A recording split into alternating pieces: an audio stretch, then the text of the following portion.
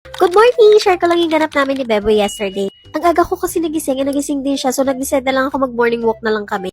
O ayan, tulala pa, 1 AM na kasi natulog. Anyway, tinatanggal ko lang dito yung reusable pet diaper niya, tsaka yung damit niya. Tsaka kapag maglalakad kami, inisprayan ko talaga siya ng anti-flea and tick spray from Dr. Shiba. And for me, ang importante talaga, pag maglalakad kami, dapat meron siyang suot na disposable shoes. Kasi katabi namin siya matulog sa gabi, and mahirap na, ang dumi-dumi kaya ng kalsada, di ba?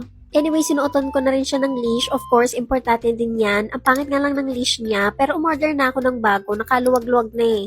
And then ayan, naglakad-lakad na kami, pero more on sniff lang talaga siya.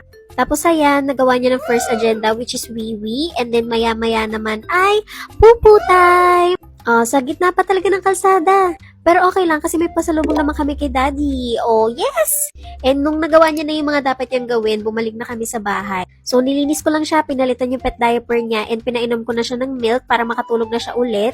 Huwag niyo nang i-judge yung basahan, kinain niya kasi yung placemat niya. So, kasalanan niya yan and deserve niyang basahan na pangit. And then, ayan, nakapag-settle down na ulit siya. Oh, may Shayla. So, ayun lang guys.